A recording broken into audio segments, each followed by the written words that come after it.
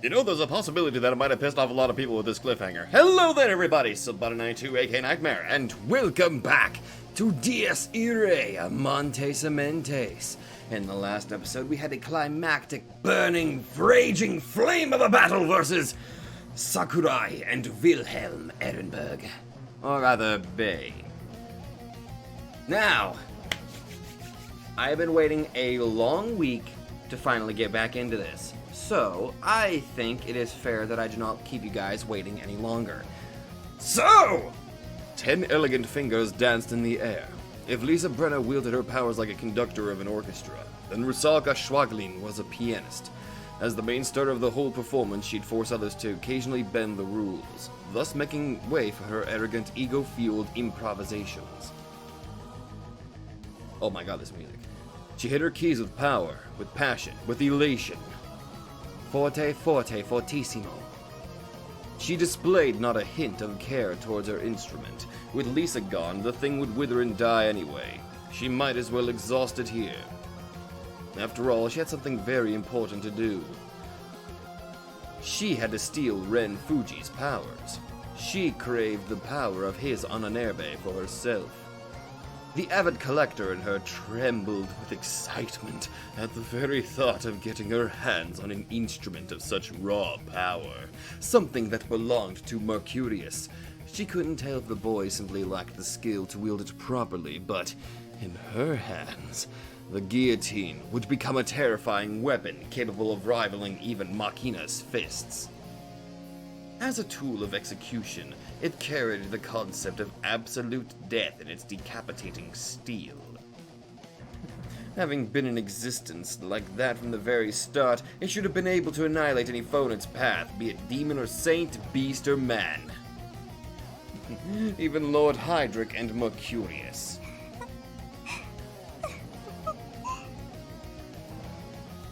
She could no longer contain her laughter.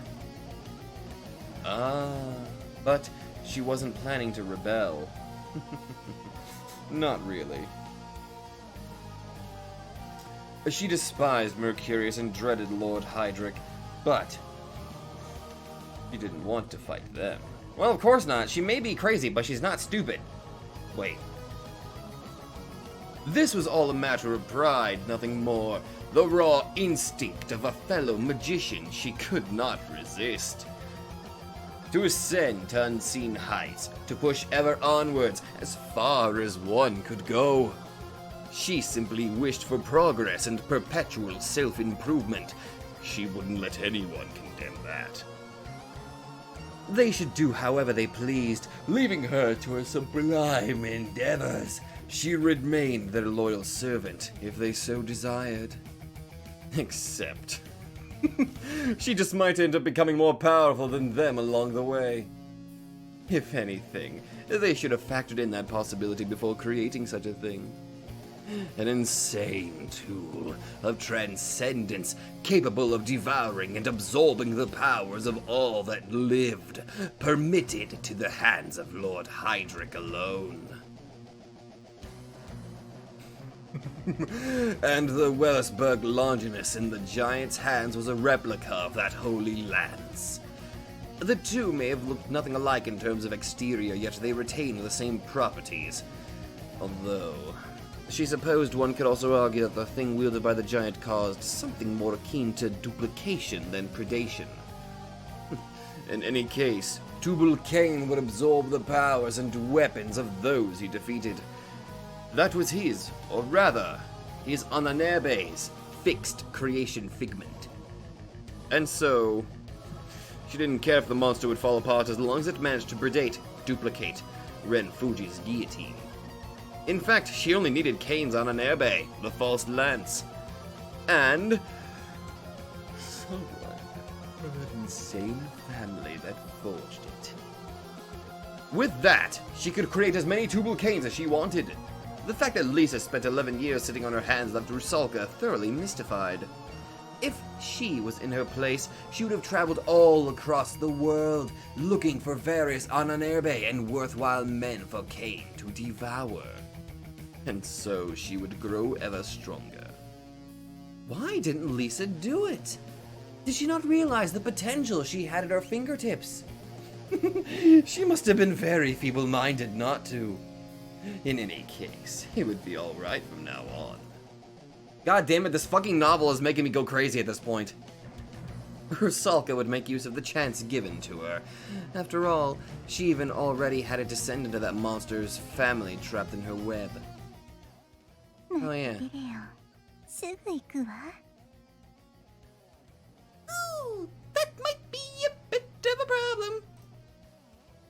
But just as a syrupy sweet smile was about to grace her lips. Oh! Did she just get shot? Rusalka's head suddenly jerked backwards as a brutal noise interrupted her sing-song voice.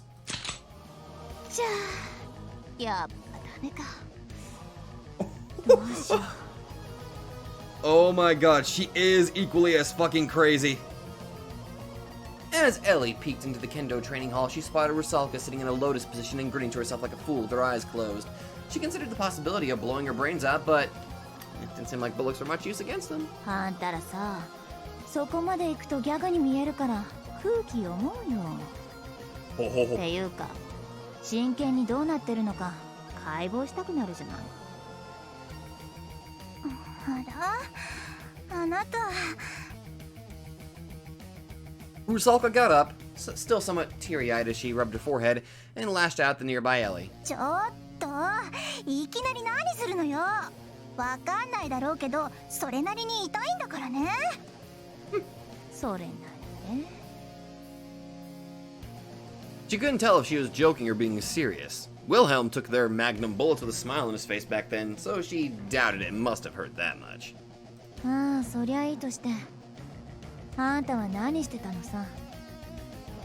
私？見りゃわかるじゃない。演奏よ。演奏？ She realized Rusalka's fingers were still preoccupied, busily wriggling in the air like the legs of a spider. She had no idea what on earth she was doing, but doubted it'd be anything pleasant. それであなた、会うのは2度目ね。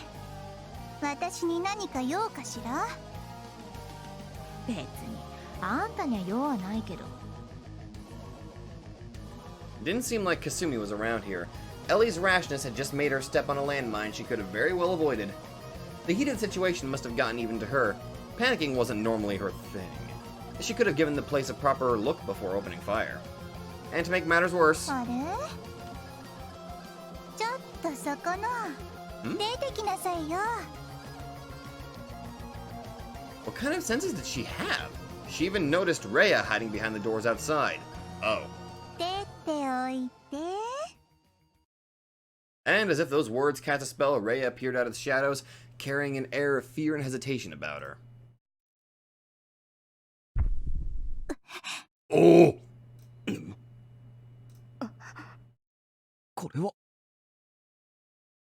In that very moment, the free preternatural beings felt a sudden but obvious change in the air of the place. An omen, heralding someone's coming.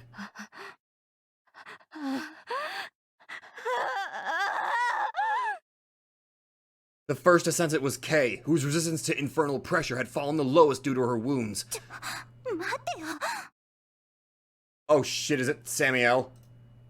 The second was Rusalka, who was by nature sensitive to the flow of souls.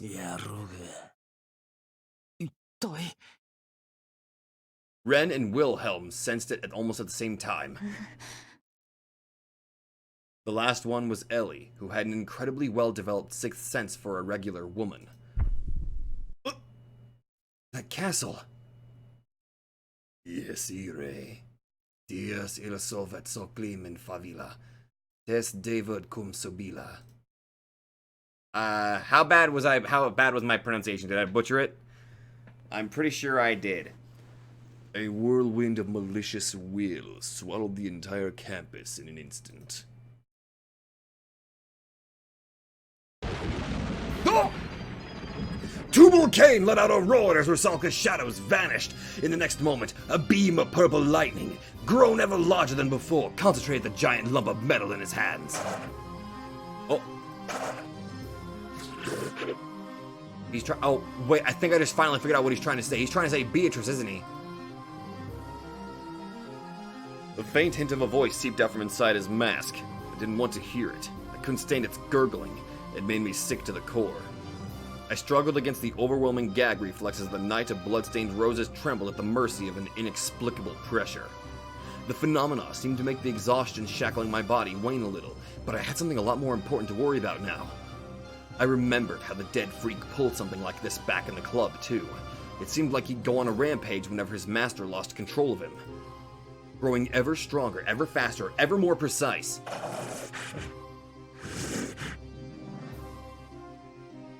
The freshly opened crack in his mask, already on the verge of coming loose, made his words a touch more audible. Yep! He is trying to save Beatrice.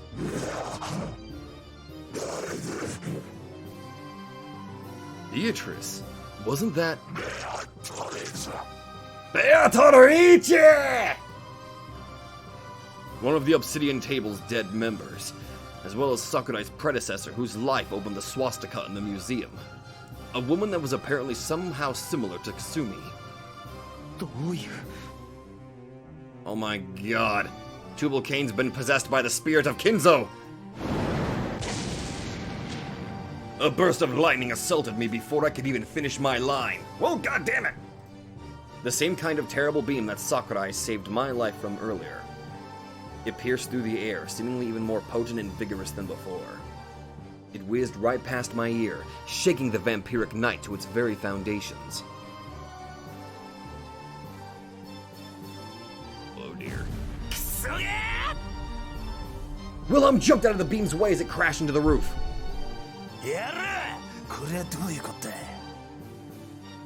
The howl of his Knight of Bloodstained Roses echoed across the campus. Wilhelm, through sheer instinct, knew that his domain was rapidly approaching a limit in the amount of souls it could contain. However, he added another layer to his knight. It was his kingdom, his very own realm. He wouldn't let anyone mess with it. He could swallow the thousands of normal people into this night. Even those of his own kin would have a terrible time trying to break through it. Indeed, despite having already swallowed Sakurai, Ren, and Rusalka, his hold on the reins of his dominion loosened not one bit. And yet...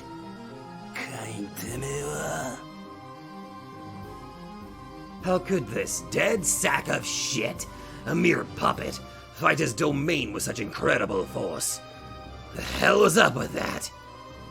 He furrowed his brows at the inexplicity of the phenomena, even though that was merely one of the things that bothered him right now. He had no idea what had gotten into the freak, but even with him, his realm held only 4 significant beings prisoner. He still should have been able to bear it just fine. He should have, provided that number was correct.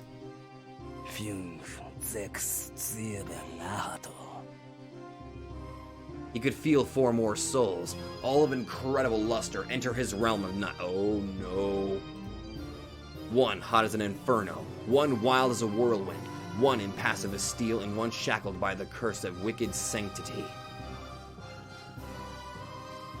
Oh my god. The one that's hot as an inferno, that's got to be Samiel. 1 wild as a whirlwind. I barely got a chance to actually see the guy, so... Schreiber? And the 1 impassive as steel.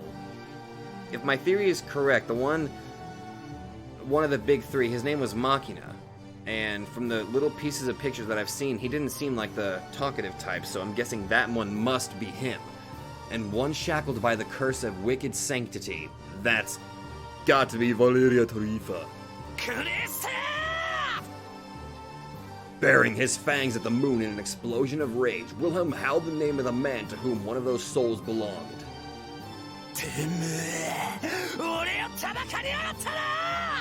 Oh! He said he didn't care for the girl's life! That he was free to act however he pleased!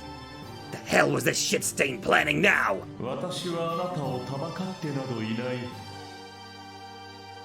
Although he couldn't see him, the voice of the divine vessel rang in a serene tone right next to him. Memento mori. それはテレジアの恐怖。テレジアの執着。彼女が希望ないし絶望を知り、生死のどちらかを渇望した瞬間に大隊長殿らは招かれる。 Oh shit. これはつまりそういうこと。それまでにレオンハルトを殺しきれず戦いを長引かせたあなたの不手際、あなたの敗北、私の預かり知るところではない。 Oh fuck. 残るお二人が帰還するには第5のスワスチカが必要なれば。 Oh shit. A sudden flash of golden light. 捧げられるべきは敗北者こそふさわしい。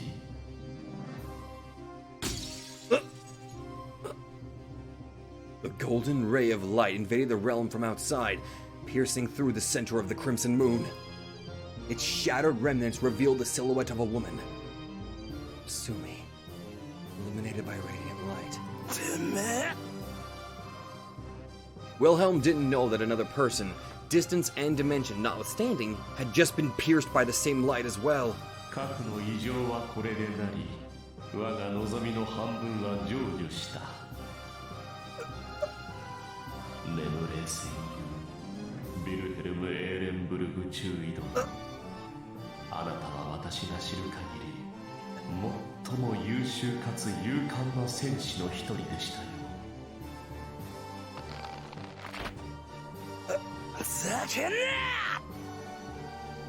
So what if he opened a hole the size of a needle in his world?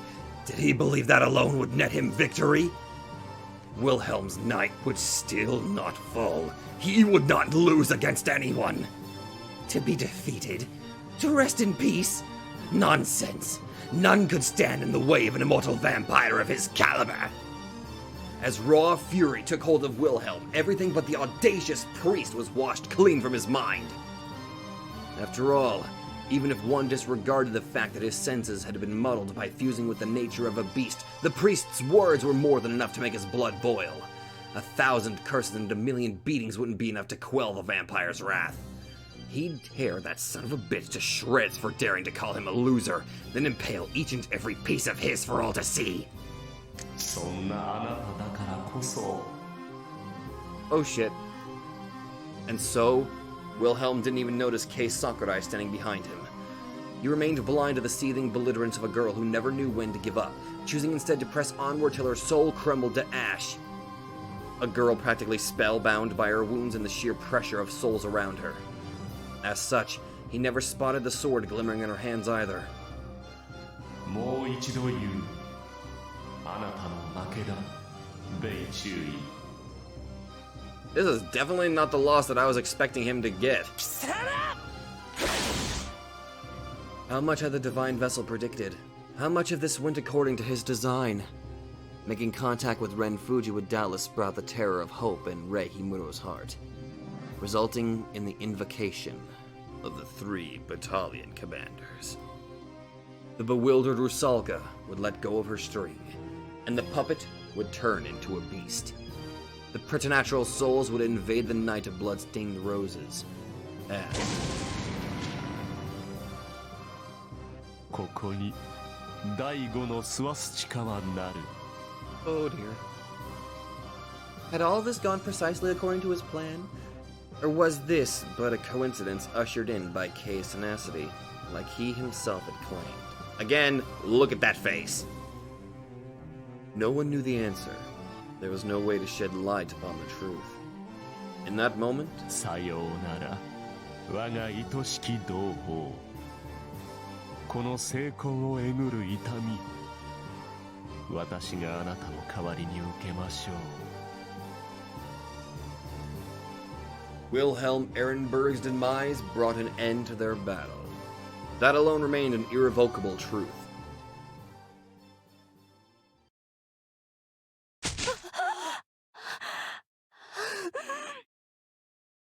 You alright? Having only now remembered how short she was on breath, Kei hungrily inhaled several lungfuls of air as she collapsed onto the concrete of the roof.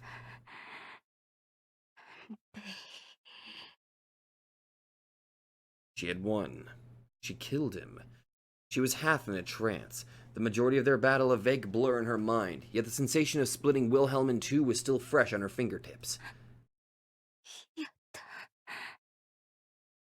She heaved a sigh of relief, but soon realized that now was not the time to celebrate. She couldn't just keep on lying here on the ground. By some miracle, she managed to pull through in one piece, and so she now needed to confirm and go to where they were fighting. Every fiber of her being longed for a reunion. She wished to meet them, to look in their eyes, to hear their voices, to feel their warmth as they embraced. It's like back in the old days. Therefore, she dug her nails into the concrete below her and proceeded to crawl forward like some insect.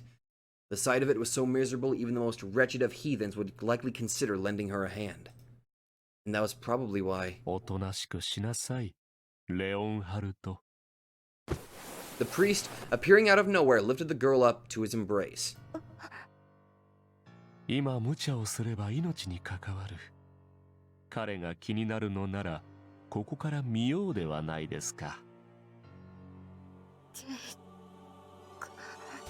Oh dear.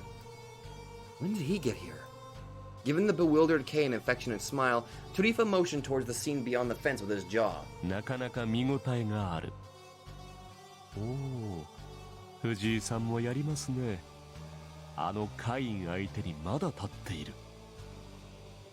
The priest directed his gaze at their battle. Now a violent dance of raging steel. Wait a minute, is Kasumi dead? The golden light pierced.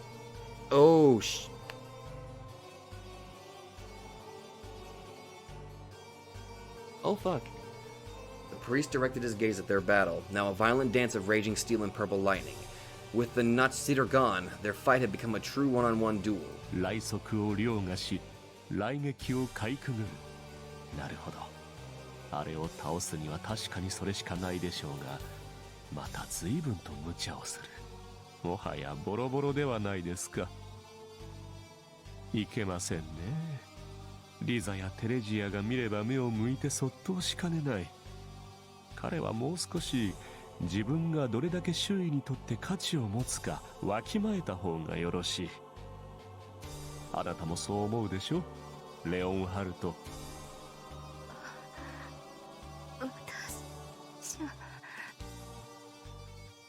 The state of the fight in the distance had been just as the priest described. Kane's lightning attacks appeared ceaseless. Furthermore, he moved at a speed even Kay had trouble following, not to mention the raw power of his swings, entirely befitting his humongous frame. Ren Fuji, still making attempts to hold his ground, looked more dead than alive at this point. He simply lacked the means to defeat an opponent that not only surpassed him in both speed and strength, but could launch projectiles as well. Their bout seemed almost a complete reenactment of Kay's own battle with Wilhelm not too long ago. He couldn't defeat Tubal Cain like this. Number 2 of the Obsidian Round Table was an impregnable fortress. One had to first exceed the velocity of his lightning turrets to harbor even the slightest hope of approaching him. Tarifa smiled as if having suddenly remembered something.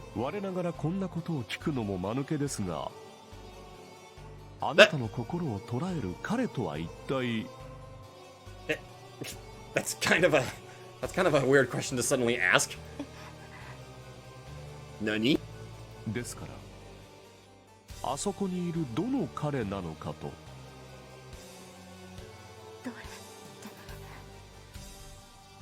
Kay had no idea how she was even supposed to answer that.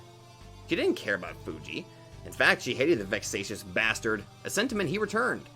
If they ever met face to face again, they'd doubtless fight to the death. He may no longer care about her, but Kay still had to fight him eventually as part of her duty. She had to kill him. She'd probably have to say cruel things to him again, and he'd likely reply with insults of his own. Quarreling was all they could ever do. In other words, he might as well drop dead right here. There was place for only one man in her heart. Just as she was about to explain everything to the priest, she abruptly halted herself, for in that moment, a peculiar premonition that something terrible might occur if she voiced her thoughts brushed against her heart. And it would lead to the downfall of all she believed in. She had no idea what the priest was hiding behind that smile. She had no idea, so... She took refuge in a vague answer. She was too scared to answer, too scared to even speak. The priest, who still held her cozily in his embrace, chilled her very blood to ice. Tarifa made a troubled smile, fixing his gaze on the skies above. ベイの想像もだいぶ解かれています。このままここにいれば大騒ぎですが、とはいえ、あれを放置して去るわけにもいかぬし、さて。Right. She killed Wilhelm. She had slain a comrade. He was the one who attacked her first and even claimed she wouldn't be held accountable regardless of the result, yet... Was it because she still felt uncomfortable about the fact that made the priest appear so terrifying to her today? まあ、もうしばらくは大丈夫でしょう。よっぽど驚き、いや、納得できなかったのでしょうね。死してなお壊すまいとするその執念。素晴らしい。さすがは風い来るベイ。素晴らしい。ともあれ、大義でしたレオンハルト。ここのスワスチカはあなたのものだ。ベイ中尉と彼の集めた魂、ハイドリ秘境への供物として、それに見合う恩恵がいずれあなたに与えられましょう。Yeah. 嬉しくないのですか？いい。そんなことは。Indeed, her wish could very well be considered granted at this point. Wilhelm possessed an enormous amount of souls compared to the rest, and the reward would certainly reflect that. That was what she had been told, what she believed. Wilhelm's souls aside, Kay had accumulated plenty of her own. Combined with his, they should be more than enough. And yet, nonetheless. ジーク入る。ここまで来れば、もはや先も見えたというもの。Why did it sound like Tarifa spoke of their glorious ambition as if it was a thing to be loathed? As if he didn't believe it in the slightest. である以上、ここでこれ以上の流血は意味がない上にもったいない。ですからあの二人、止めねばなりません。なかなか面白い見せ物ではありますが、ここで死なすには惜しい。He once again directed his gaze at the battle, still raging at the athletics field. As Kay beheld his features, looking upwards from below, she could have sworn he seemed another man. His eyes, narrowed to mere slits, appeared to gleam with the radiance of gold. Kay felt as if she rested not in the hands of the priest, but a colossal and terrifying beast. 下ろしてください、ゲイ君。もう立てます。Initially, the priest's only answer came as yet another troubled smile. 娘というものはどうしてこう成長が早いのでしょうか。娘。ええ、あなたをそうしたのは私だ。テレジアと同じ。あなたも私の娘ですよ、レオンハルト。こう腕に抱くという至福、可能な限り味わっていたいと思ったのですがね。どうも私はあまり愛されない父のようだ。仕方ありません。ただ Rifa's smile made him appear like a hopeless father attempting to garner more some sympathy from his daughter. His expression was the kind that would have, surely invited ridicule under more common circumstances. Yet Kay could not help but see it as the most ominous thing in the world. せっかくですので、先の質問に答えてください。お願いを聞くのはその後に。What kind of question? あなたの心を捉えて離さない彼とやら、それがあそこにいるというなら、一体誰？ですから。Who cared about that? It didn't matter. She didn't want to tell him, nor did she want to listen to him any longer. In truth, she didn't know or understand anything herself. 藤井さんですよね。そうでないとおかしい。なぜなら今、あそこには Kay couldn't bear listening to another word from the priest. If he uttered the rest of that sentence... 彼と呼んでいいものなど一人しかいないのですから。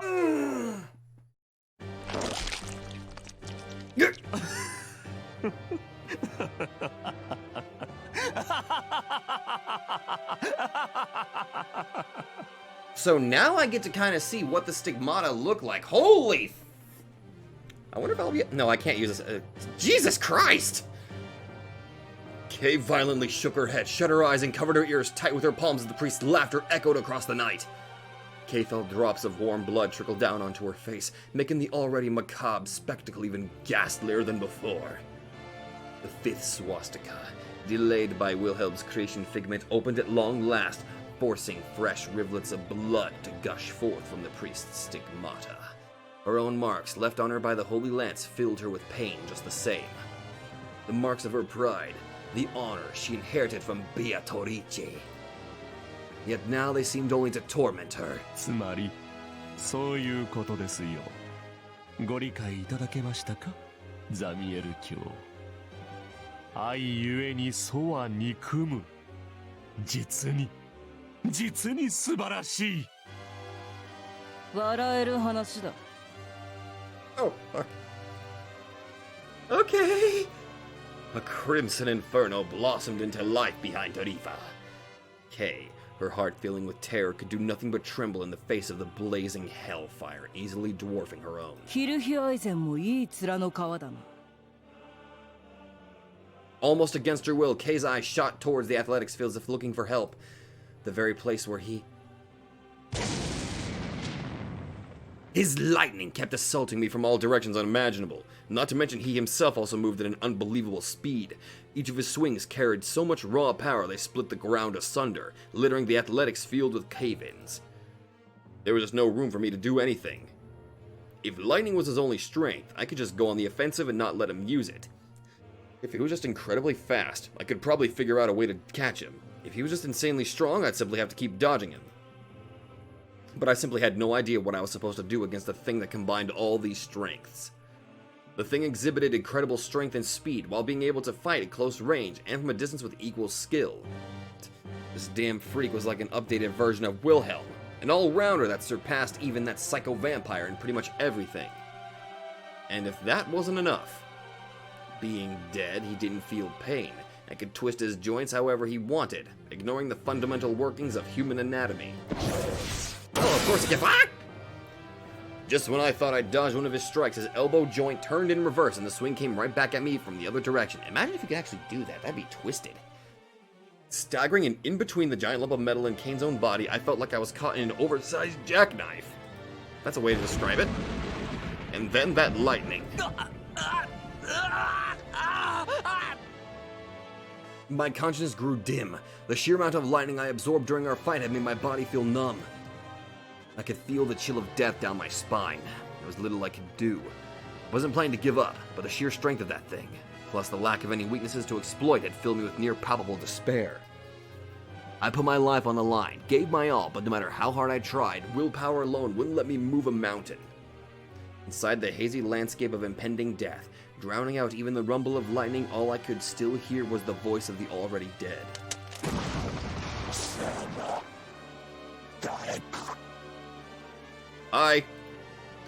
It sounded like a wail, like a howl, like a whisper. In my state of near death, it took me several moments to comprehend the meaning of the words coming from behind that mask. Oh.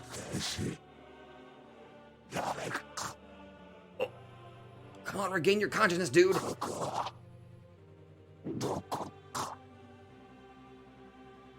The thing spoke in a voice that carried the bane and lamentation of death. He demanded to know both my and his own identity, as well as the nature of the place where we both waged our battle. Why would a long-dead wraith ask me, on the verge of death myself, such questions? How about the undead freak introduced himself first? I initially thought him to be a mere puppet to Sister Lisa, yet even after her death and Rusalka letting go of his strings, the thing still roamed the world of the living. He moved, fought, and now even talked.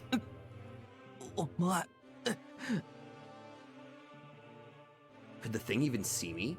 What did he even think was going on around him?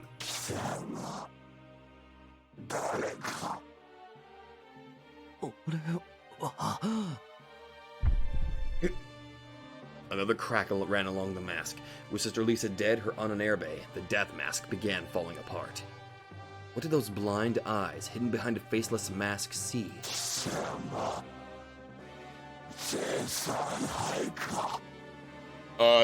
No? The moment the giant uttered those words,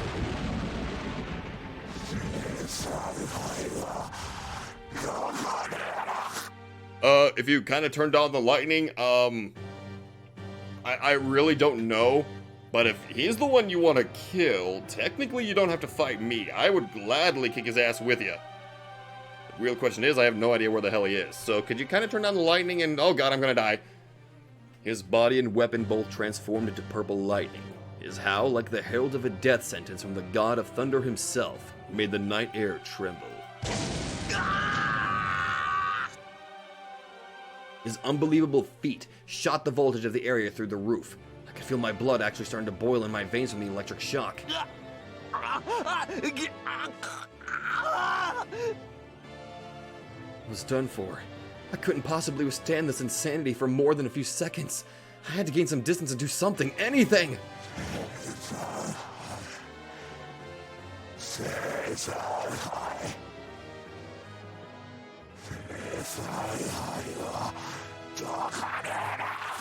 If you stop shocking me, I can help! So what if I tried to run? He had literally turned himself into lightning. How was I supposed to outrun a thing like that?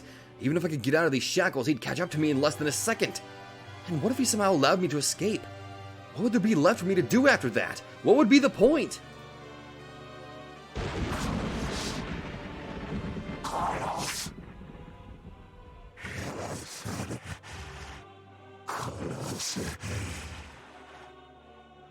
Bruh,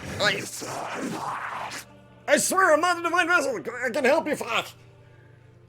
His voice rang like that of a baneful demon, trembling from raw malice and unbridled fury, erupting into curses and contempt.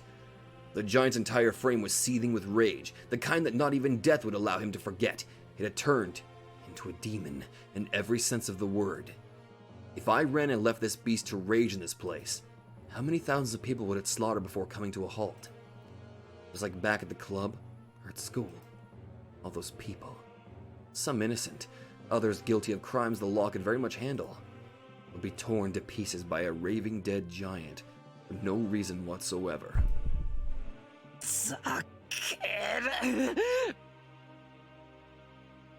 My blood came to a boil, not due to electrocution this time, but the rage welling up to the surface of my heart.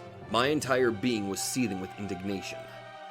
I had no idea what this thing was so furious about, but unfortunately for him, I was about to erupt myself.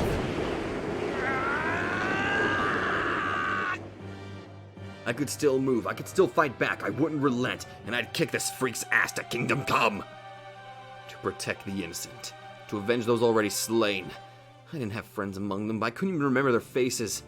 But if there was one thing I could do for them, there was one thing I could do to atone for their deaths. It was to put an end to the raging beast that slaughtered them. That was all I could do. Casting aside appearances and pride, I howled at him like a rabid dog. I wouldn't die like this. I couldn't allow it. I knew I was no match for him in terms of strength or speed, but I wouldn't back down from it just because it seemed impossible. There had to be a way. Wilhelm's Night of Bloodstained Roses, Rusalka's Nachtzehre, and Kane's transformation into lightning. They all created realms adhering to rules that served their purposes. A domain of their own. One imagined a realm of vampires, another a shadow whose touch was lethal, and the third believed himself to be lightning. To crave, to wish, to create. That was likely the third stage of Idikite. And so, then what kind of world would I crave for? The beach of eternal twilight flashed into my mind, a realm forever standing in place, forever frozen in time. The prison of time that the beheaded girl had been cast to. I suddenly felt Kane release me. With my limbs having been drained of strength, I ended up collapsing onto my knees. Everything in the world looked crimson. Did a capillary burst in my eye, or did the whole place really turn into a literal bloodbath before I knew it? I had no idea, and it mattered little. My body was a mess of burned flesh and gaping wounds. I was surprised it could still move. And so, I stood up and turned around. Tubal-Cain remained motionless with a ridiculously large lump of iron resting on his shoulder. I needed to muster every last ounce of strength I had to put an end to this fight. Couldn't tell why the freak suddenly decided to let me go when he already had me in the palm of his hand, but that didn't matter now. Out of all the other psychos, this one slaughtered the most people in front of me. An unwanted intruder that laid waste to my peaceful day-to-day life. An undead abomination whose very existence made my skin crawl. Regardless of what the divine intervention might occur, I could never find common ground with that dead freak. I considered him my mortal enemy, well, in a sense. Had he been no more than a puppet, I might not have felt this way. Just like there were no people who would get angry at the steel of a knife, I, too, might have even found the thing worthy of pity. However,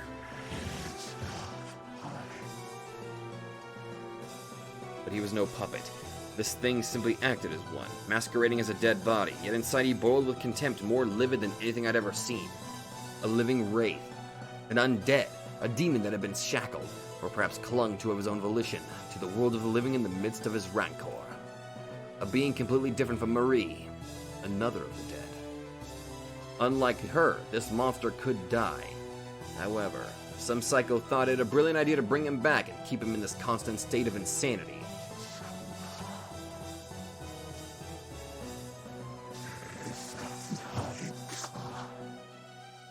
You know, how the hell would he react if he just suddenly said, "No, I'm not the divine vessel"?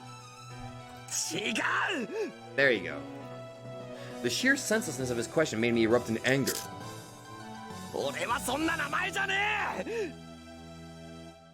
I held back at the thing, placing a hand on the guillotine on my right arm. Couldn't the damn freak sense her? She'd never had a place of herself when she was alive, and never found one even after death. The beach of eternal twilight was both her sole respite and a cage keeping her prisoner. To be at a standstill in a world dominated by repeat and recurrence.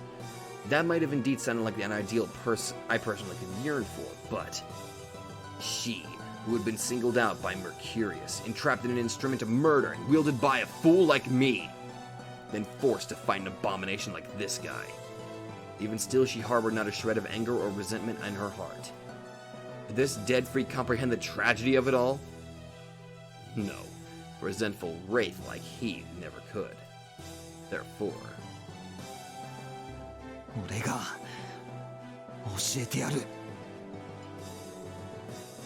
what it meant to halt in time, to get stuck in a world of eternal standstill. I'd show the freak so he could carry that knowledge back to his grave. I wished for time itself to halt. I held the strands of time in my hands, separated them from the core, and then stretched them as thin as I could. Seconds would turn into minutes, minutes into hours, and I'd keep decapitating time itself till even lightning came to a halt. And in the end, I'd grant him the ultimate standstill. Death.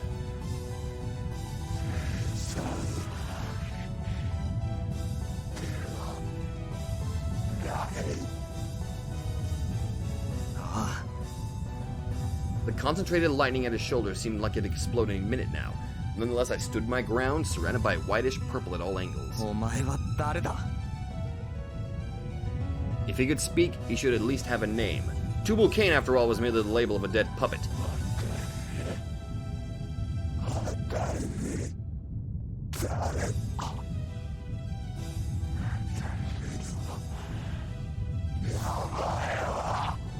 On! Up! His whole body, now a vessel of deadly lightning, the very incarnation of the executioner Indra himself, suddenly exploded, covering an even larger area than before with unprecedented swiftness and ferocity.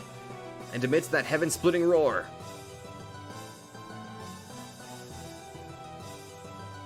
Beatrice Kirchstein, I think.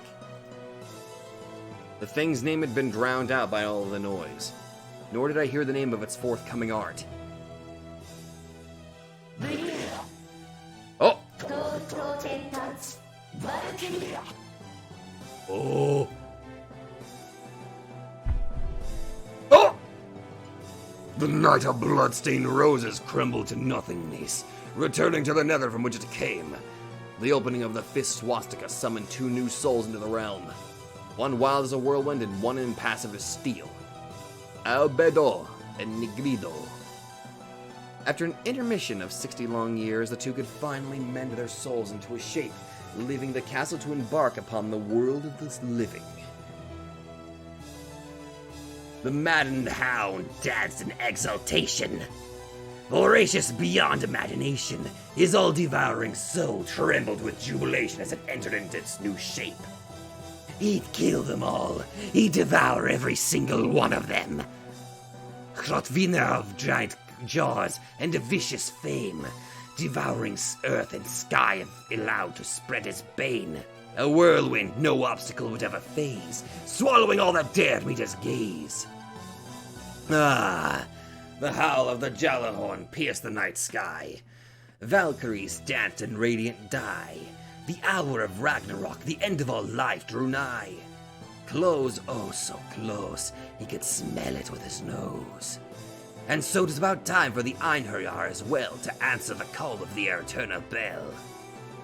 This would be the last time he had to hold back. It was his final thread of patience, yet one could ultimately lead him to devour and ravage with far more intensity than before. Even through his shackles, Gleipnir had already fallen apart. Gold, carrying supremacy, eclipsing all of the things divine, still retained the strength to bind him. And so, for this one occasion, he would allow that substitute, that false gleam, to hold his leash, though not for long. May all the living hear the rabbit hound's piercing howl and lament its true significance. The fake would have Wolfgang Schreiber stay his hand, a foolhardy hope, if there ever was one. The beast could even sense malice in that very aspiration. Praise your loyal mutt, Lord Heydrich. He would prove that his respect and loyalty to the one being capable of defeating him exceeded even his pride, that it allowed him to endure the infernal humiliation of serving makeshift gold of a substitute. Therefore... 帰るよ、アンナ。ここにもう用はない。Oh, hello there. Manifesting out of thin air, Wolfgang Schreiber placed his hand on the delicate shoulder of a girl still not entirely liberated from her brief spell of confusion. Boiling madness mingling with bloodlust on the brink of eruption, the boy made an innocent smile, his cherubic mask of an expression veiling malice that could rival the cataclysm of a nuclear reactor's meltdown. その子はもういらないし、カインはマキナが回収するから。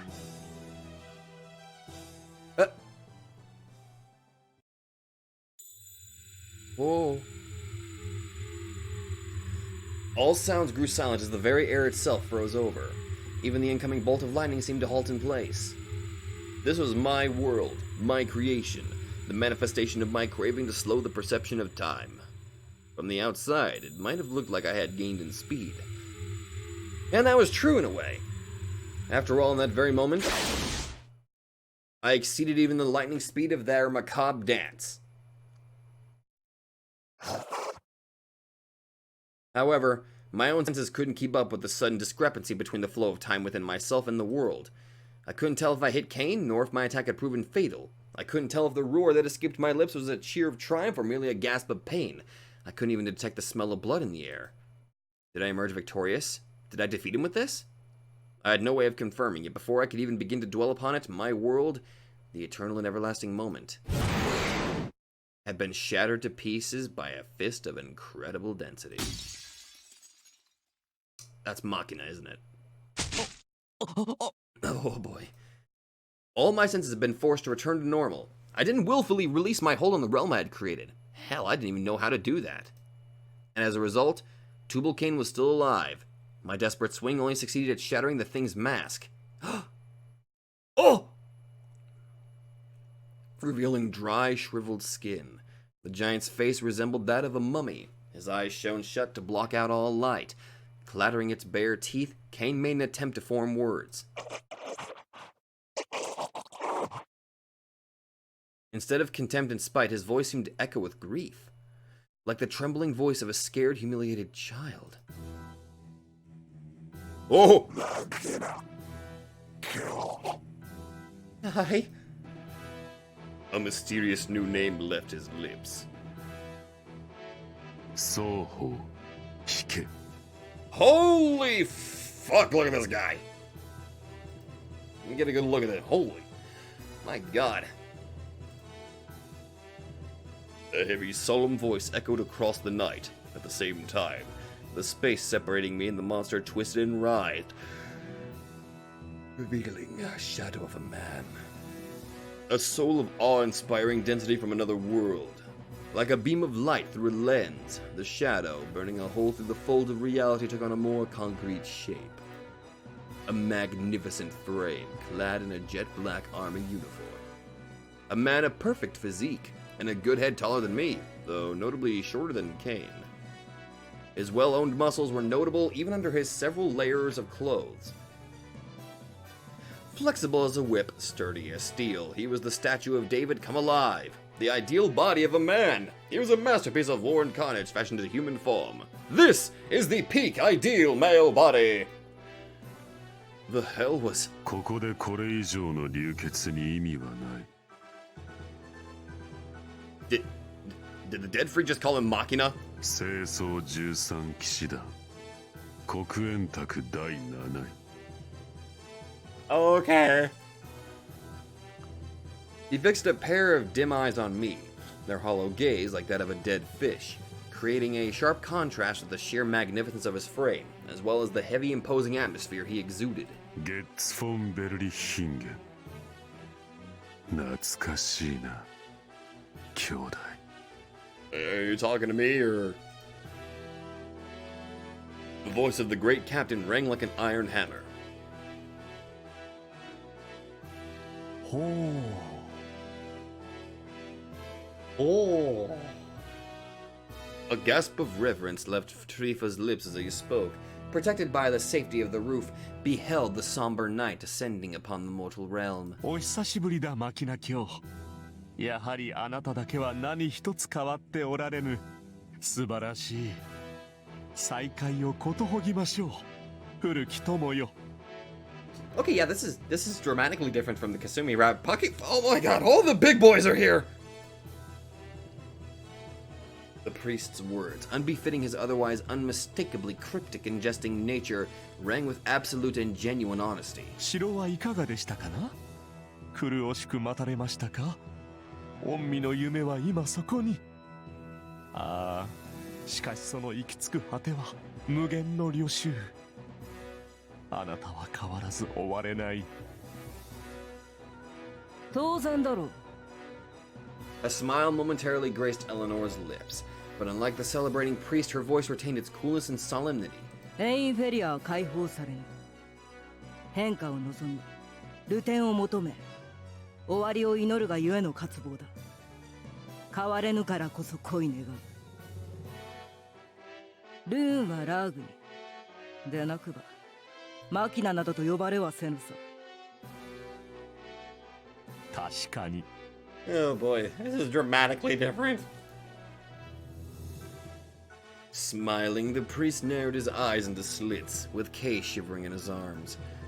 Valeria Tarifa, Eleanor von Wittenberg, Wolfgang Schreiber, and Gotz von Berleschingen. Kay found herself completely paralyzed, her soul overwhelmed by the awesome power, madness, and bane emanating from the four demigods. They're basically the Elite Four, except they're going to fucking kill us all. She was scared, wishing from the bottom of her heart to flee in terror. She couldn't comprehend their conversation. A voice in her head whispered that it was for the best. Just moments before, she thought of the Obsidian Round Table as a place she belonged to, her home. Yet now she couldn't help but view it as a trap, a Pandora's box populated only by vile monsters. ともあれ、マキナ卿がおいでくださった以上、後顧の憂いはありません。騒がしくなる前に引き上げましょう。ついてはレオンハルト。His face was a mask of benevolence, the unmistakable image of a loving father addressing his daughter. Yet, あなたの仕事は終わりました。最後のスワスチカが開くまでお好きなようになさりなさい。In Kay's ears, the words rang like a death sentence. 後のことは我々が。あなたは座して待てばよい。夢叶うその時まで。It's basically like, ooh, by the way, we're done with you. You can leave now. We have no use for you. And with that dark blessing on his lips, the priest lowered Kay to the ground and marched off into the darkness without so much as turning around. Wait, please wait, she's still... What of him? ではザミエル卿、私は去らせていただきますのでご随意に。ああ。だが一つ聞こうか。Look at her. 五色の再編、本当に機能するのであろうな。私とベイを一緒にせぬ方が貴様のためだぞ。Pentachroma. もちろん、あなたにお教えした件のこと、あれも真実だったでしょう。それに、そもそも。Grifa answered Eleanor's cold voice with a delighted curl of the lips. 私の技を疑うことは、すなわち、ハイドリ秘境の技を疑うこと。恐れ多くもあの方が、その程度のことできぬわけがありますまい。そう、あなたの忠誠が60年ごときで揺らがぬのと同じようにね。Samuel Rat win. God, that's awful. ゲスめだ。抜かすものだ。Their conversation seemingly at its end, Tarifa gave her a curt bow, then resumed his gait. Kay, though it might have been a mere figment of her imagination, could have sworn she spotted someone else clinging to his embrace just before he disappeared into the darkness for good. Still, she needed to shake off her puzzlement in the next moment. 貴様、桜井というらしいな。Hi. Eleanor, seemingly decided to remain for a while longer, turned to face Kay, and with that, the latter beheld the fooled visage of the Crimson Knightess with her own eyes for the first time. 話はおおむね聞いている。随分とまたクリストフの趣味に付き合わされて育ったようだ。 A towering figure easily putting the average man to shame, coupled with vermilion hair fluttering in the wind, unveiling a face half burned. She hadn't seen a more frightful person in her life. The fact that she originally must have been quite a beauty just made her current state all the more terrifying. For Kay, looking her straight in the eye proved a toil in itself. Not to mention that her facial expression, sharp as the blade of a sword, carried a refinement of sorts. She must have been of noble birth, raised within the circles of the upper class, as difficult as that may have been to believe. まあそれはいい。私についてどんな風評を受けていたかは預かり知らんが、少なくとも血統を重んじる人種ならば評価はする。ベイを前にして折れなかった気概も見事だ。そう怯えるな。Thanks? クリストフが言ったように、貴様の仕事はもう終わった。我が君、ハイドリ秘境は虚言を浪さぬ。願いは成就したと安堵している。ですが、それは。She finally managed to force her mouth open. Eleanor might have meant her no harm, but simply being in her presence wore Kay down tremendously. あなたもゲイかも。私はもう必要ないと。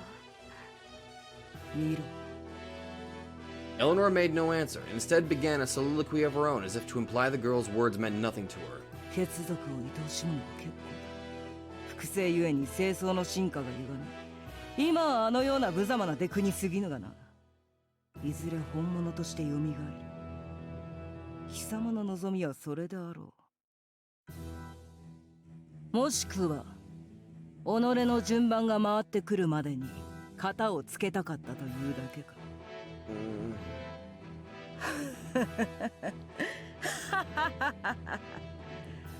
何にせよことほご。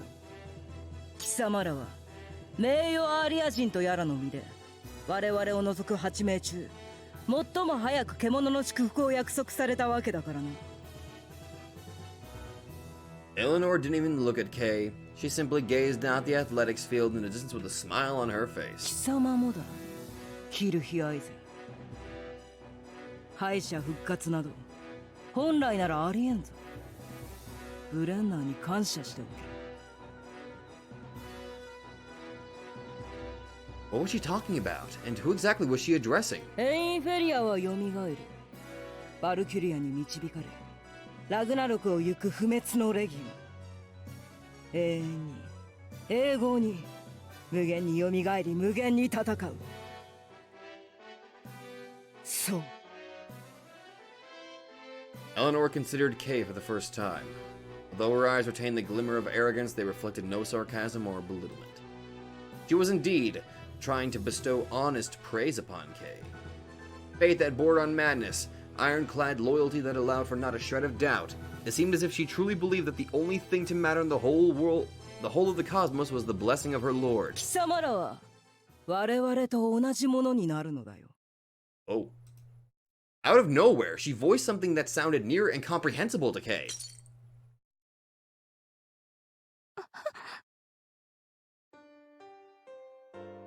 Something inside her shattered. She could feel everything that defined her as a person begin to crumble and die. The scent of those gentle hands embracing her when she felt scared by lightning as a little girl. The pleasant ring of his voice as he read books to her when she couldn't sleep. She still treasured the wooden sword she begged and cried to have as a kid. The sensation of gripping its hilt, the touch of his fingers as they stroked her hair. All irreplaceable treasures without exception. 獣のたてがみ、そしてそうが不死を望む者、死者の復活を願う者、皆ハイドル秘境の一部となれば全てが叶う。So with this, she basically learns what it really means to get your wish granted. All she ever wanted was to reclaim the warmth of those days. バルハラへようこそ、レオンハルト。名誉に震え、歓喜に泣け。貴様らには獣の祝福が約束された。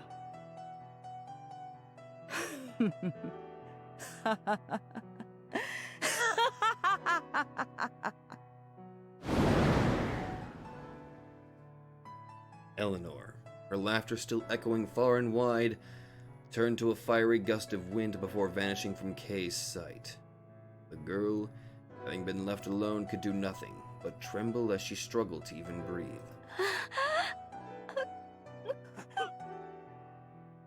Her mind and body froze, refusing to acknowledge reality, trying desperately to take shelter in ignorance. Kay felt that unless she did, her mind would irrevocably crumble, never to heal. Couldn't be. Impossible. She chose not to see a thing, decided not to hear a thing. She was too dumb to even comprehend what the woman said anyway. She simply couldn't make it out.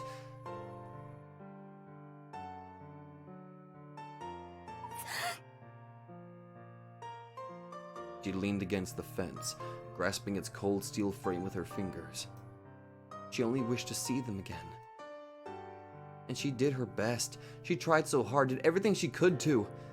She endured pain and hardship, ready and willing to go through anything that made her insensitive to the pain of others, and she, in her foolishness, mistook it for inner strength. And so she made a boy so similar to her suffer. Had she been mistaken? Was she still just a foolish child herself? She could do nothing but muster a faint apology, feeling utterly lost and confused. Wishing to once again bask in the warmth of those days, to be at their side again, was it wrong for her to harbor such a dream? No. Was it really such a strange wish? Was it something bad, something to be condemned, as Fuji had said? Had it been wrong of her to even entertain the idea? She had learned of a way to make that wish come true, and she put her life on the line for it. To return to life as an Einherjar, be part of the immortal legion of Ragnarok, the mane and fangs of the beast, to keep on resurrecting ceaselessly without limit, to repeat battle after battle for all time to come. The endlessly wretched fate of fallen warriors. もう戦うのは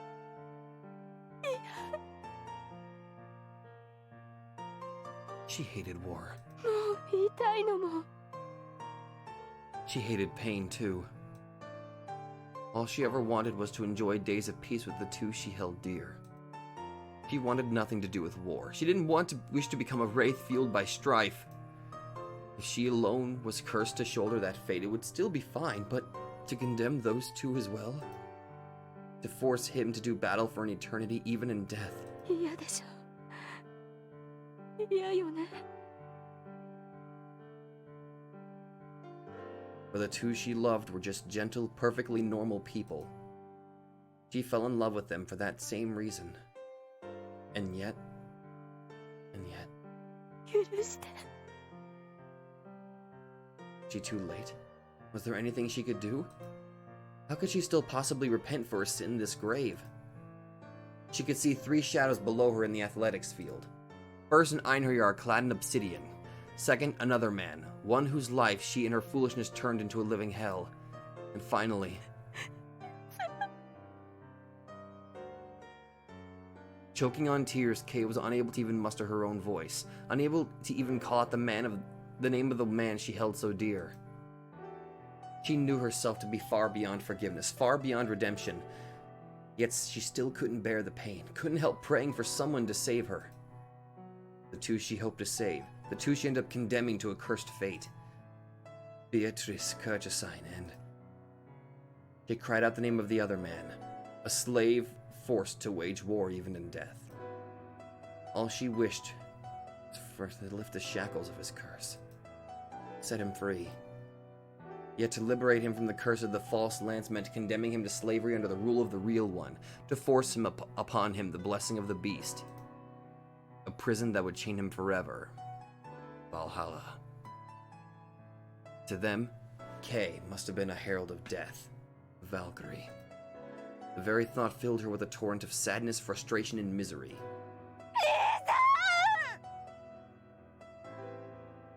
Nobody could ever possibly feel love for a miserable wretch like her ever again.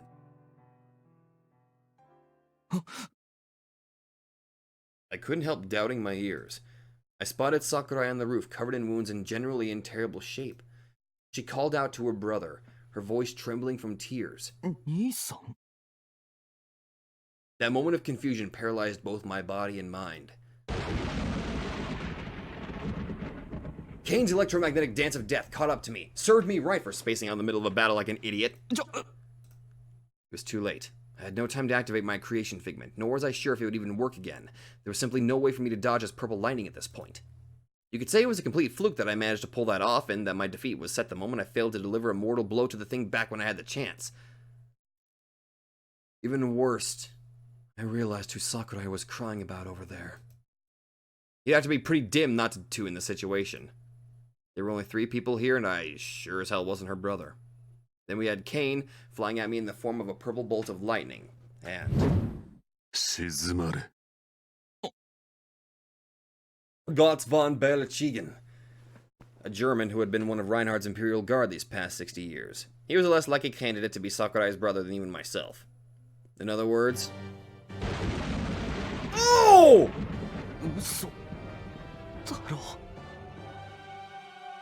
I was at a loss for words, having been assailed by 2 shocking revelations at once. The first was that the only one who could possibly be Sakurai's brother was Tubal Cain. The other...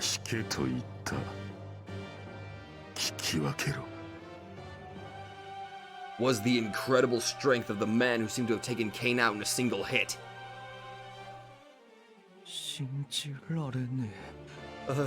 Hi? The words left my mouth out of their own volition. I knew, better than anyone, how much of a beast Cain was, having just fought a battle to the death with him. Transforming his whole being into raging thunder, he moved at the speed of lightning and could split mountains apart with a single swing. And this man took him out with one punch. I doubted my own eyes. Were they pulling some kind of trick on me? Cain seemed to have gone silent. I had no idea what this man's fists were made of, but they easily split lightning apart, returning Cain to his normal self of flesh and bone and rendering him immobile with a single punch. A mortal strike, an attack that ended all confrontations. A fist to lower the curtains on any battle. Machina. I could hear Sakurai shouting something else from the roof, but I couldn't make it out, and frankly, I wasn't in a position to listen to her now. I was more than interested in listening to her story and learning about her familial ties to this dead freak, but I couldn't afford to look away from the other man.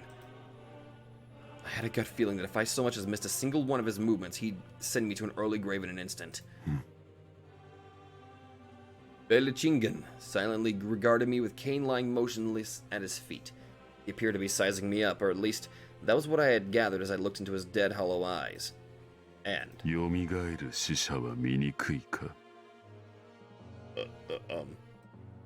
he suddenly addressed me.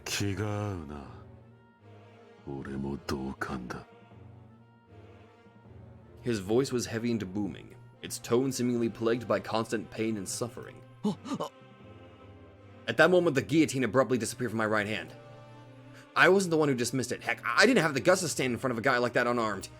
But then, why on earth might the weapon betray me in this crucial moment? Yes, sir.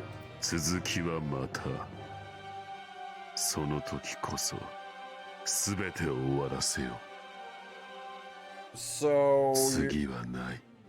Okay, so you're against going out for smoothies. Okay. He lifted Kane's humongous frame with such ease it could make one believe the giant was filled with feathers. I guess that he must have been tied by some very strict creed, as behind his mask of indifference I could sense an almost torturous wish to fight and destroy me. Not wanting to provoke him, I instead stared absent-mindedly at his back as it melted into the darkness.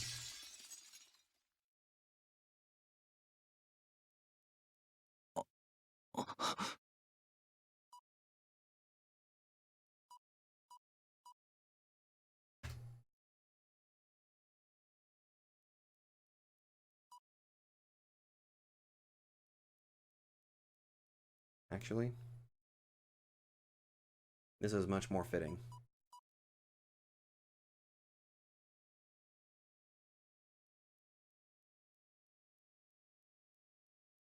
I just realized that I am sweating like nobody's business right now.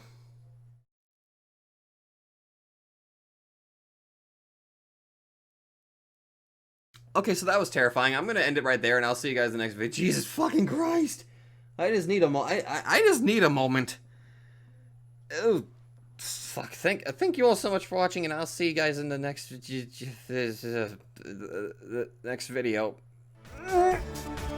Hello there, everybody. Sabato92 here, and if you like this video, be sure to let me know in the comments down below. And hey, if you guys like my content, then maybe you'd like to check out another channel who I think deserves equal attention. So click that nightmare emblem and check out that channel, or go to the links in the description down below. Once again, thank you, and I'll see you guys in the next video.